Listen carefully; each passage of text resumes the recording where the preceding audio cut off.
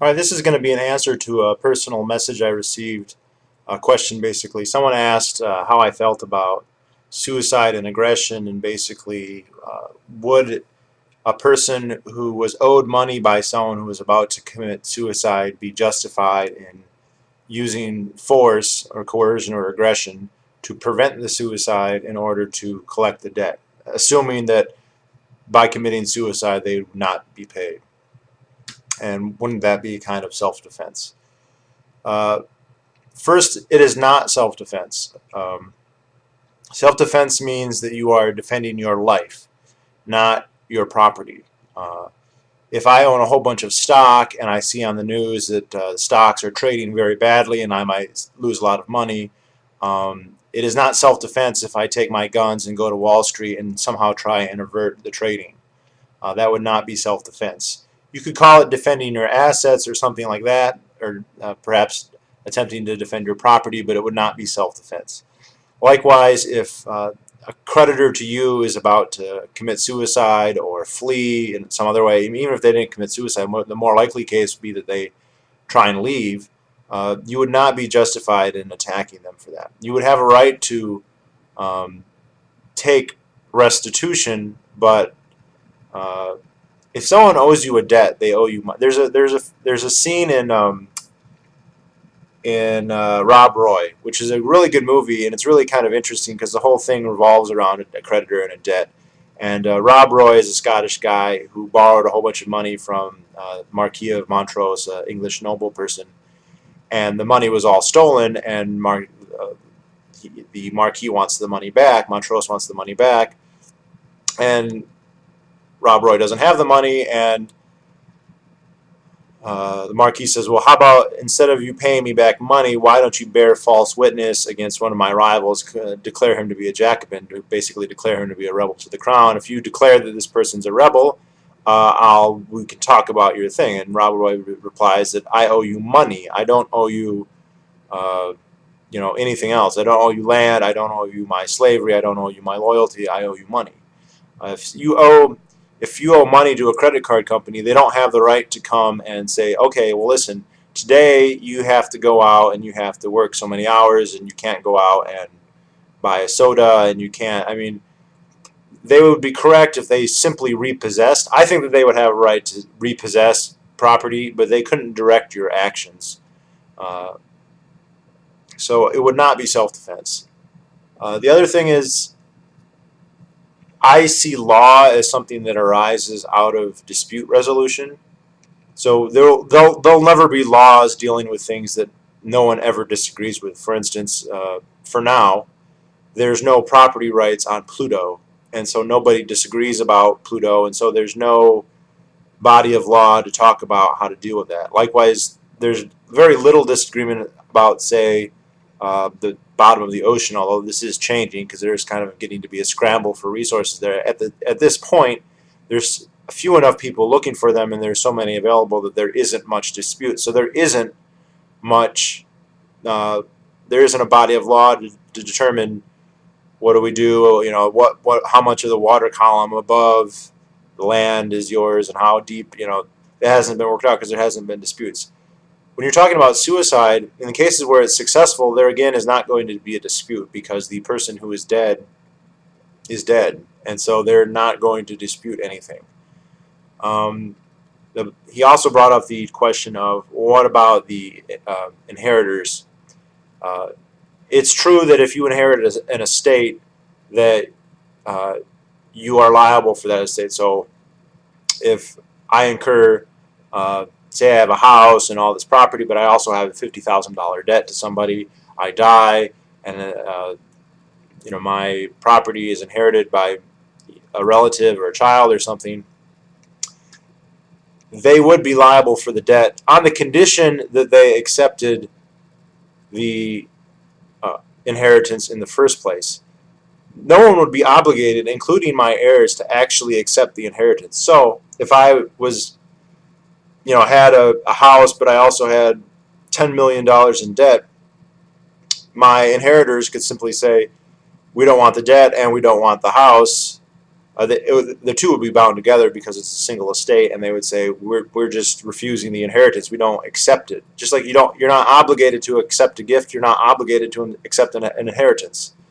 If your grandma wills you a whole bunch of savings bonds, you're not obligated to accept them. You can destroy them if you wish, or just burn them or give them to somebody else.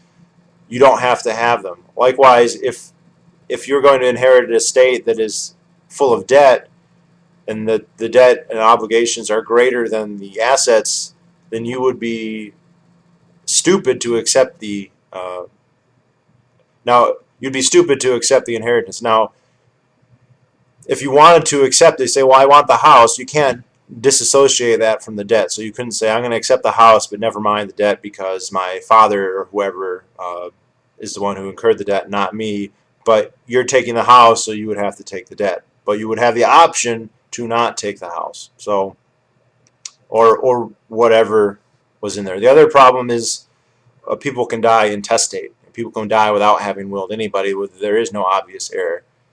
In which case, obviously, a creditor would be entitled to a claim to whatever was there. And I think that's how the law is today. If someone goes bankrupt or is intestate, any creditors have basically first dibs. This is what was supposed to happen with Chrysler and GM, but instead the government just took over. That's the side issue, but it wouldn't be self-defense to prevent a suicide.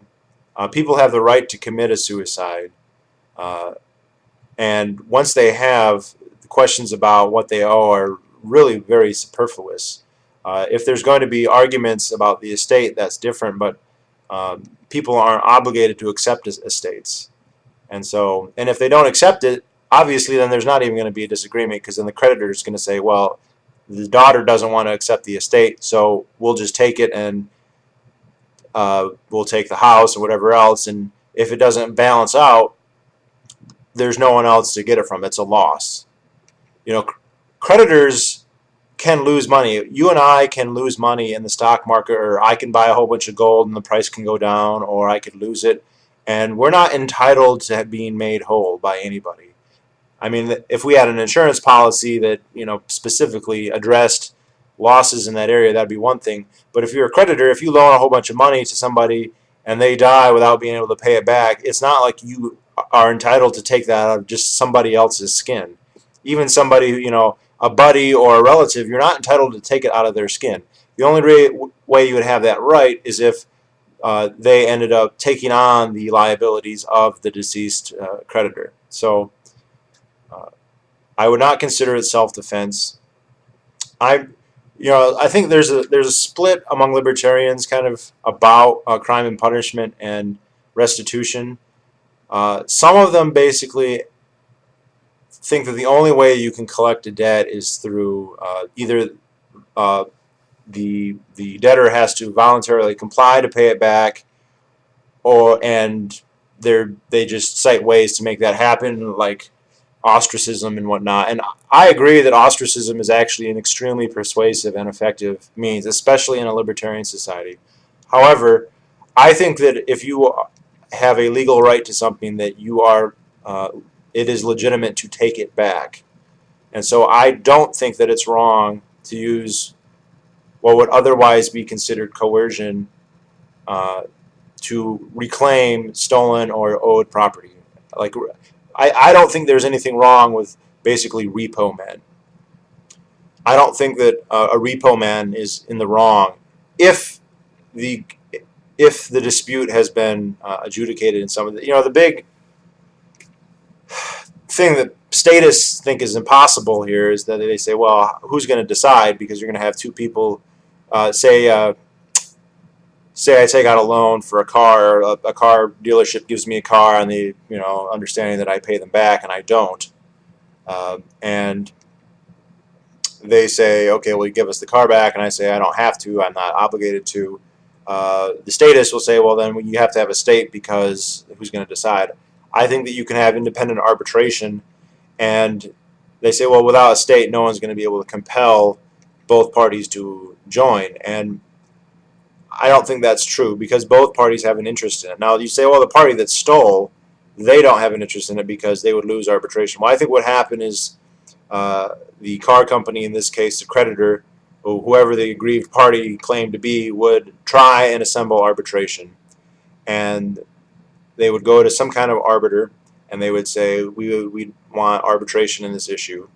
And the arbiter would go to the other party and say, we want to arbitrate this. What are your terms? And they have two choices at that point. They can say, I'm willing to arbitrate, and then there could ensue a discussion about the terms, which could vary. This is, of course, assuming that there wasn't a prior arbitration agreement, which is actually a far more likely scenario in most cases. But let's just assume that it's not the case at this point.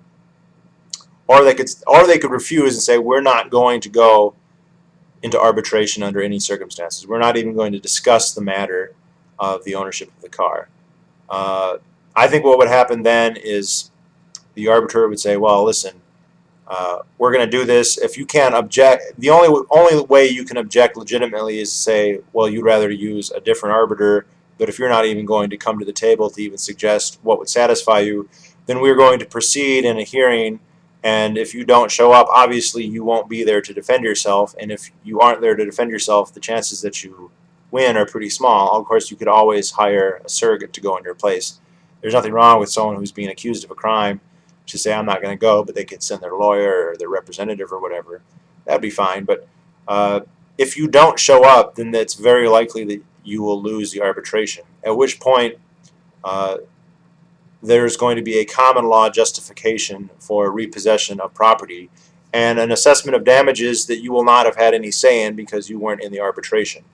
So even if the car loan was for $10,000, you may very easily find the company saying, well, we want the $10,000, we want damages for the time we lost, and we want him to pay all the arbitration fees, and we want to pay for lost revenue and blah, blah, blah, and instead of $10,000, it could easily be $25,000, $30,000. I'm just using dollars as a nominal term here. And they would then be justified in having taking repossession of either the property or something of approximate value to the not just the actual property, but whatever the claim was. So even if it was only a car, if the arbitration was for $30,000 or that's equivalent, then they would be correct in taking it. Now, they wouldn't be correct in just coming and killing the person, because there was no arbitration about killing the person, and they wouldn't be correct if the arbitration is for $30,000 and there's $30,000 of stuff around the house. They wouldn't be correct in taking a whole $250,000 house. That would be wrong, but some equivalent of that. And if the owner, said, I'm not going to allow this, I think it would be okay. I think it would be justified if there got to be some kind of fight. I mean, if the repo people came, and they could be either an independent repo agency or the guy's insurance company or the arbitration agency or just the original complainant and his brother and posse or whatever. It could be any number of organizations. And if he objects to the repossession, they would say, well, you had your chance to plead your case and you decided not to. All this would mean that it would be very unlikely that people would simply ignore summons, especially when you have a system of loser pay. So there wouldn't be any argument that, well, I didn't defend myself because it's too expensive, because if you were to win, then you wouldn't have to pay anything. In fact, you could charge damages and you could make money. So it's actually rather unlikely that you would have people refusing to go to arbitration. Most people would consent to arbitration, and the supposedly insoluble hurdle that you need government for would be overcome relatively easily. But justice means restitution, and of course it's approximate. You can't ever get, even if they got the exact car back, even if it was identical position, the circumstances of reality would have changed, and so it couldn't be exactly the way it was before. That's impossible. But that wouldn't be aggression on their part. If somebody steals your car, it's not aggression if you go and you steal it back. And as long as there's some kind of attempt to